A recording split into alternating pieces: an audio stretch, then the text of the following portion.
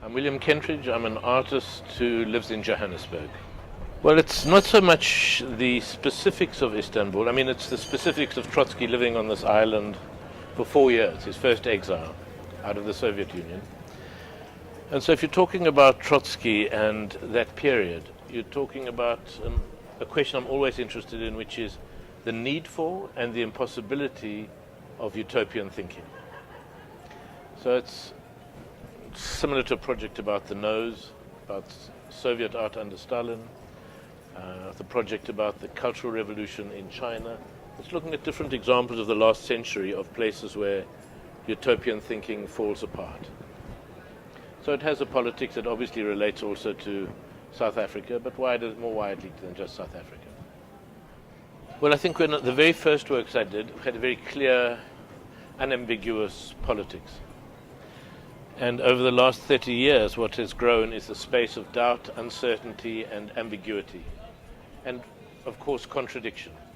So those categories in which it's harder to give a direct political reading to a work or of a situation is certainly more present than it was. So there's a shift in the work in that regard.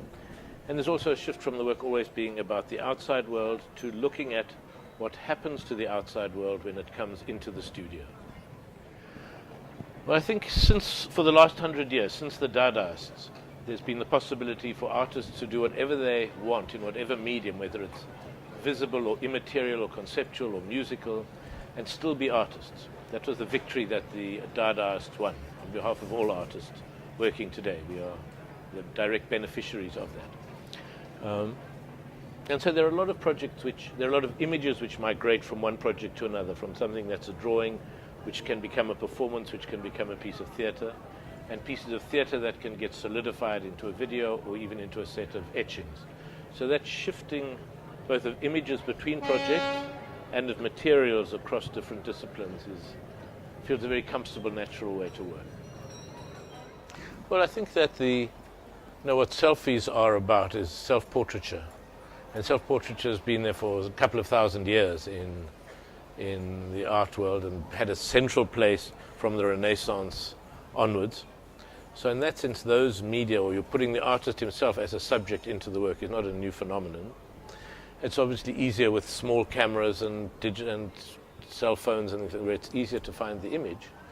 But because the gathering of the image is now so much easier than it ever was, and with greater skill and sophistication built into the machines, the question, of course, becomes what is that image that is captured or projected?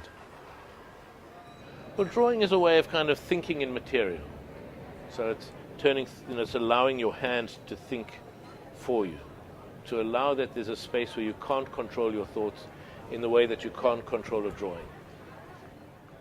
To allow a space for doubt and to work for that, I would say would be important for younger artists. To submit yourself to the medium. In other words, if you're working on a drawing, what is it that the drawing suggests in terms of drawing and in terms of meaning, in terms of imagery? To not work things out all in advance. And to have the confidence that the studio becomes a safe space for stupidity, for not knowing what you're doing. Well, I don't do many residences. I mean, I did when I was a lot younger. And what came out of those residences primarily was contact with other artists or curators, which have become friendships and ongoing contacts. And in a way, that was the most useful thing. The instability of a studio that moves all the time was not good for me. It's better to have a solid place to work. But the collaboration has become very central to my work, with musicians, editors, makers of different things, printmakers, people in foundries, a whole range of work that can get made that I could not make myself, but which I have an impulse towards. I only have a dream project when I'm in the middle of it. So all the projects start as peripheral, small ideas, and some of them grow. So it's not as if I have a complete project in my head, which is waiting to be realized.